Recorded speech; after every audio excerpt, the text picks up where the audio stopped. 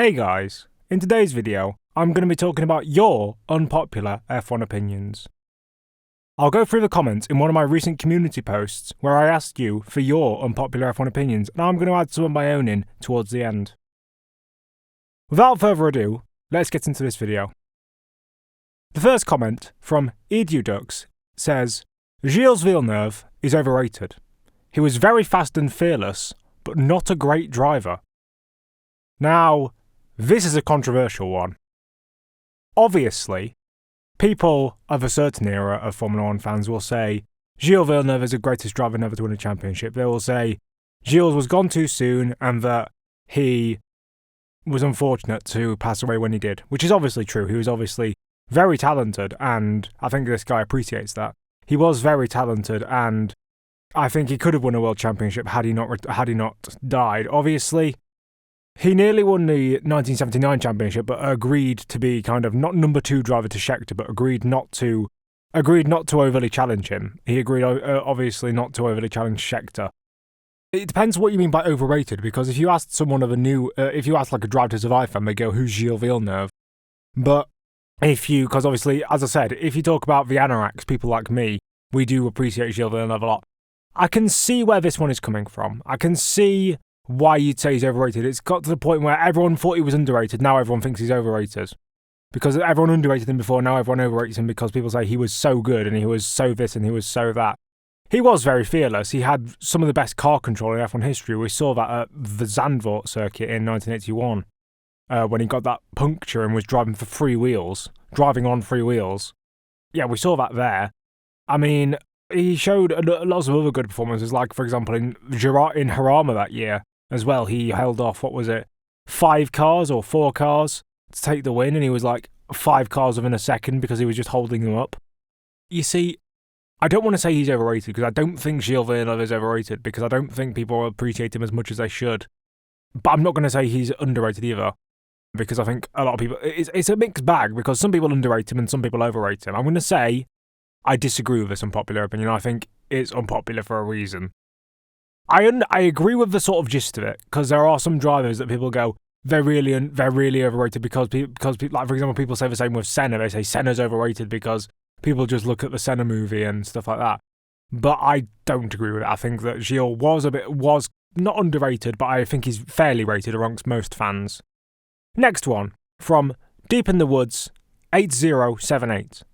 Verstappen's 2023 season was the most flawless drive in F1 history. Ooh. Flawless? I'd say yes, probably. Like, Max's consistency is bulletproof. We've already seen that. He's got this... Whenever he gets into a stride, Max is unstoppable. And he very rarely makes mistakes. I mean, he lost out to Checo in Baku this year, or last year, should I say, last season. He lost out in Baku. He lost out in... when was the other race he didn't win that Perez won? Was it Australia? I think it might have been. But yeah, I think the most flawless... See, flawless, I'd say yes, probably. I'd say flawless, definitely. One of, if not the most flawless drive in F1 history. Best, I wouldn't say so, but he said flawless. So I agree with this one. I think that it was the most flawless season in F1 history. Someone's probably going to pick out some random Zach Speed driver from 1985 or something and say, well, actually, Joachim Winkelhock in the 1989 season for Eurobrun had a very flawless season. But you know what I mean.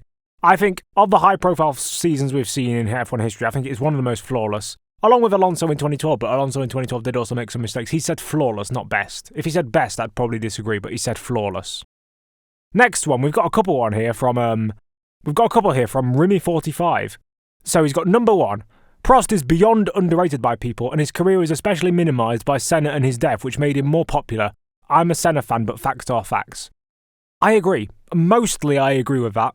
I wouldn't say beyond underrated, because I think most people who have a modicum of knowledge of F1 know that Prost was really good.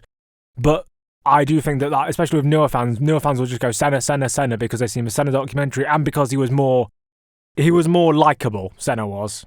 You could say it's like in NASCAR, the difference between Richard Petty and David Pearson. Petty, I mean, it's a bit different because obviously Petty won a lot more than Pearson. But people only remember Petty because he was the guy and everyone loved him, whereas no one remembers Pearson, although he won 4 championships, because he was less dominant. Like, it's a similar sort of concept. It's not the same concept, but it's a similar sort of concept. I do agree with that. I think that Prost is beyond underrated. Or I do think he is underrated. That's why I put him third on my all-time driver list. Let's have a look. Alonso, Hamilton and Verstappen are the peak of F1 drivers, in brackets, up until now. In their own regards, they are goated. You see, this is a difficult one because I do get into arguments with modern Formula 1 fans, I'll say. People who have picked up the sport in the last couple of years. And they say, oh, well, F1 nowadays is better than it's ever been because back in the 50s and the 60s, it was just old people and rich people. Well, the first bit is wrong, but F1's always been about rich people. And of course, back in the early days of the 50s, obviously there was a lot of old drivers who were in their 40s and in their 50s.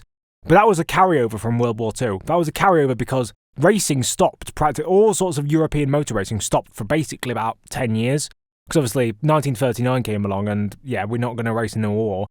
And then, I guess it came back in, like, we had a couple of Formula 1 races. That's because obviously the Formula 1 World Championship started in 1950, but Formula 1 races were held from 1946 onwards.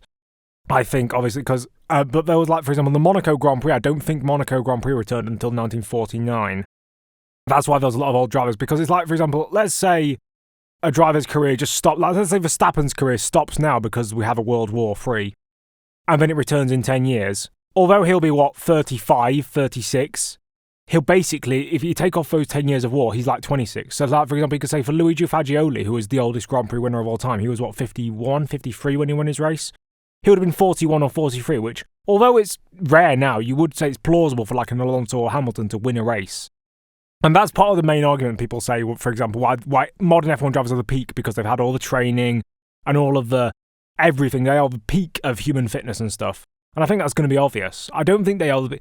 See, I see the peak of F1, I see it as raw talent, and I see it as actual, like, performances amongst other people. Like, for example, people say, oh, well, you can't compare people back in the 50s and 60s because it was different cars. You could say the same about nowadays. You could say F1 was at its purest when it first started, and therefore now you can't compare because the cars are completely different. And you could also say it's become too technical and that sort of stuff. I mean, it's Formula 1. It's the pinnacle of development. That's why. I think that I disagree with this. I don't think that Alonso, Hamilton and Verstappen are the peak of F1 drivers in general just because they've had access to more training, because you can't hold what the older drivers didn't have against them, in my opinion. Third one. Even though all WDCs are great drivers, the biggest fall-off, and, in brackets, kinda, undeserving of a title, was Jacques Villeneuve. Right. See, no world champion is undeserving. Like, unless it was like an absolute cheating scandal, like you could say. I mean, even like Schumacher in '94, he put in a great season where he was out of 4 races on, like, he was disqualified or excluded from 4 races, and that was a undeserved championship, you could say, but he still deserved it because he got all those wins in the races he wasn't there. And 2021, if you think that Verstappen didn't deserve it, or you think Hamilton didn't deserve it, or you think whatever, you have to admit that they both had great seasons. I don't think any driver's championship is undeserving. I mean, he did kind of say that he thinks that they're all great drivers. But I think he's getting to the point that Jacques really, after 1997, fell off. He did fall off. He was okay in Williams in 98, was shit in 1999 because the BAR had the reliability of, well, it didn't have any reliability. 2000, again, you couldn't really show anything in that BAR. 2001, I think he got 2 podiums in 2001. Hockenheim and another race. I can't remember which race it was that he got the other podium. I think it might have been Spain. That's just a guess. 2002 was shit. I don't even remember anything he didn't do. Oh, was that the year? No, he wasn't teammates with Button because Button was in Renault at that point. He might have had... Who did he have? Would he have had Sarlo or someone like that as his teammate? Or Panis? Again, I don't remember anything from him. 2003 was when he was Button's teammate. Button absolutely wiped the floor with him. 2004, I think he left... I think he got dropped by BAR after 2003 and then came back with Renault in the latter half of the season when Jarno Trulli came in and was washed. I don't think he got any top... I don't even think he got a top 10, never mind a point-scoring finish. 2005... He was with BMW. I think, was that the year he was with BMW Sauber? Or I think he might have been with Sauber. And in 2006 he was with BMW Sauber until halfway through the season when he got replaced by Kubica. He was one of the biggest fall-offs, but I don't think that he's the worst driver in terms of raw, like, pure performance. I think he's there. I think he's in the top 5 of worst champions. I'd probably go for Damon Hill. Because, in my opinion, at no point during his entire career did Damon Hill actually show proper world-class talent. I mean, he showed it in 1994 Suzuka when he beat Schumacher by 20 seconds in the wet or whatever it was. Or he pulled out a gap of 20 seconds by Schumacher in the wet. Or 1997 Hungary where he put the arrows in, he was winning in arrows and winning by 35 seconds. But apart from those literally like 2 performances, you look at his career. 1993 got beat by Prost, although Prost is one of the GOATs, so it's pretty unfair to put him up against that and say he was just doing shit. 1994, he got thrashed by Senna in the first 3 races, didn't convincingly beat David Coulthard when he was his teammate, and then against Nigel Mansell embarrassed him in the last race in Adelaide. 1995, he was too busy crashing into David Coulthard to actually make a challenge for the title.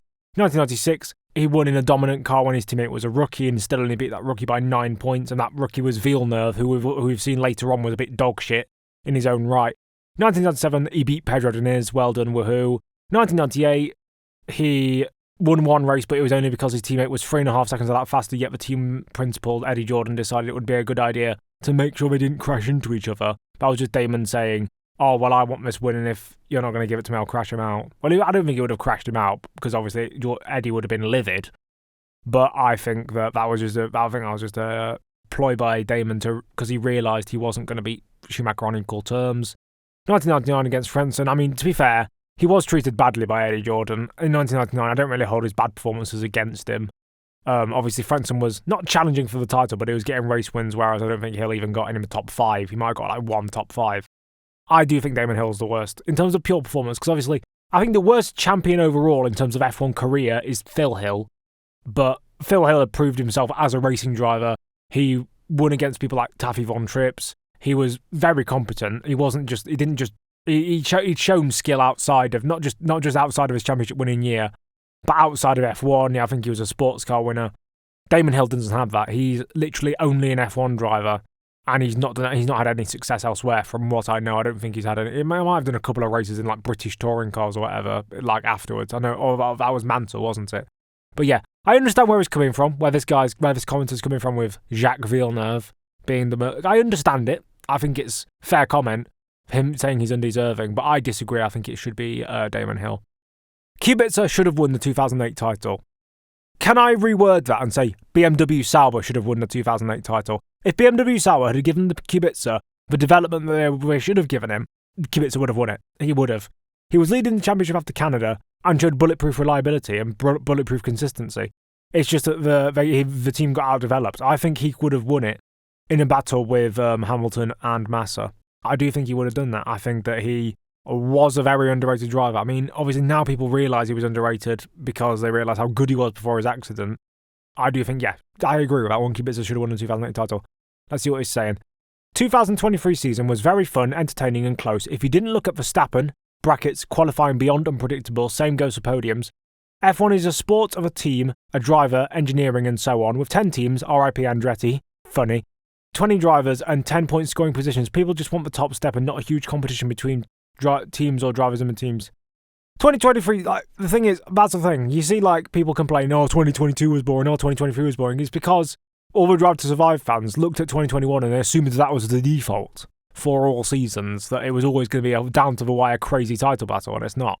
If you look at any F1 season, there's always a battle, whether it be in the upper midfield, whether it be in the lower midfield, whether it be a back marker, like, for example, 2010 to 2012, the HRTs and Marussias and Caterhams battling for 13th place to make sure they get the highest in the Constructors' Championship.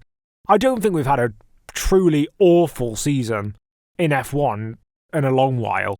Like, 2015 was a bit meh because there wasn't really much going on, but I don't think we've seen any awful seasons by any stretch. In terms of actual entertainment, you have to look for the entertainment. That's the problem, and people don't like looking for the entertainment. They like just complaining that it's not there when it is. So I agree with it being a very fun and entertaining season if you didn't look at Verstappen. Yeah, I agree, because Verstappen was dominating, and I think people like to focus on the lead battles, especially now because of 2021. So, good points there. So that's Rimy 45's 5 points. This is from Team Red Wolf 1. Sorry, Team Red Wolf F1 1. F1 should have never brought in the wider cars. It made passing harder at way too many tracks. I agree. I agree. I mean, wide cars, I don't think wide cars are the problem in F1. I think the length of the cars and the weight of them is the problem. Because People say, oh, I don't like how big modern Formula 1 cars are now. Look at when I was growing up in the 80s and 90s, they weren't that wide, not realising that for example, I think the 1995 spec cars were wider than the current cars are now. They were just shorter and they were lighter. Yeah, but if they want to, if the FIA seriously want to improve racing, they just need to reduce the weight and reduce the length. Reduce the length of the cars, and that's what it'll do, because it means that you can race, and it means that the cars aren't just on rails. So if you make a mistake, it actually means something. Second point from Team Red Wolf: they should also kept a similar car rules to either 08 or 13, less dirty air, and smaller, nimbler cars for overtaking without DRS. That's basically just reiterating the point that I've just said. I agree completely.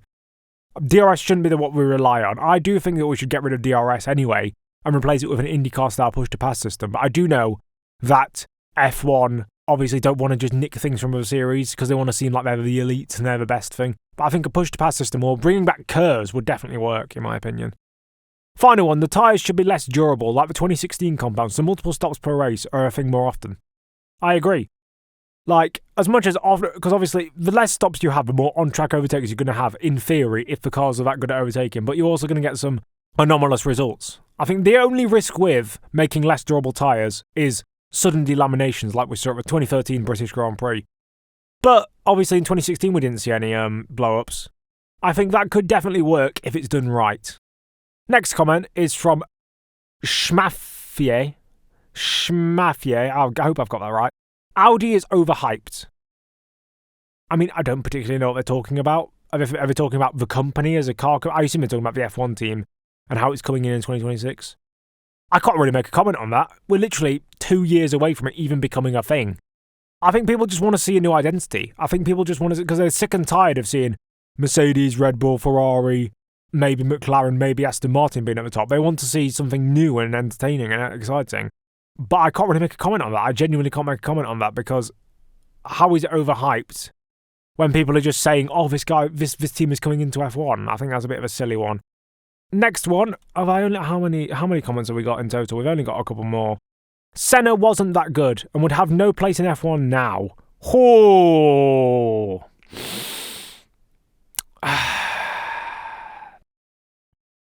Interesting. I mean, Senna wasn't that good. I disagree with Senna not being that good because he has won multiple championships and multiple races. He would have no place in F1 now. I think that could hold precedence. He would have no place in F1 now. You could make a case for that, because obviously his driving style was super aggressive, would never work in modern cars, and it was like blippy throttle technique, which would also never work in modern cars.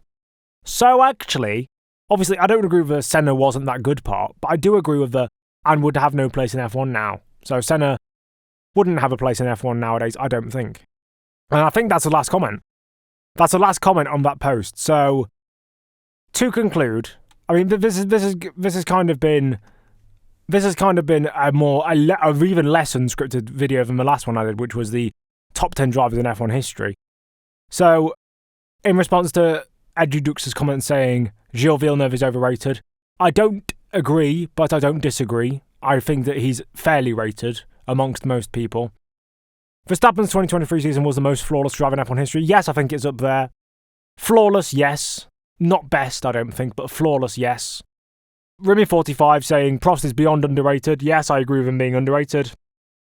I don't agree with Alonso, Verstappen and Hamilton being the peak of F1 drivers just because they had more training and more experience in their youth than all the other drivers before that didn't have the opportunity to have that. Even though all World Drivers' Champions are great, the biggest fall-off is Jacques Villeneuve. I disagree, I think it's Damon Hill. Well, he said fall-off, I suppose. So you could say, he said kind of undeserving and fall-off. I think biggest fall-off is definitely Villeneuve, but I think the most, not undeserving, but the least talented world champion for me is Damon Hill. I do think he is the least talented. And then him saying about the 2023 season being fun and entertaining. Yeah, that's the thing. If in F1, this is the great thing about F1. If you look anywhere, if you look in certain good places, you'll see good battles. It's like, for example, in the Premier League, you might see a boring 0-0 draw, but if you look at the impact of that on other teams around it, you could probably find something good. Or maybe not. That's maybe why F1's so good. And then Team Red Wolf saying F1 should have never brought in the wider cars. I agree. They should have kept a similar car rules to either 010 or to either 08 or 13, so less dirty air and simpler, smaller, nimbler cars. I agree.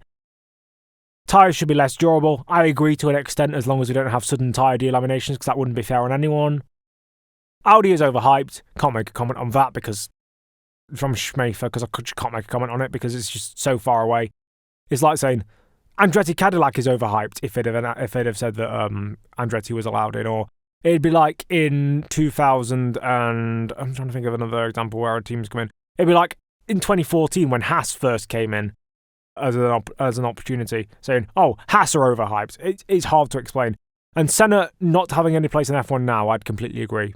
If he didn't adapt, because obviously the best drivers can adapt themselves anyway, because you see like people saying, "Oh, well, this driver's bad in this conditions, or this good." The best drivers are good in all conditions. The ultimate like generational talents are best in all conditions.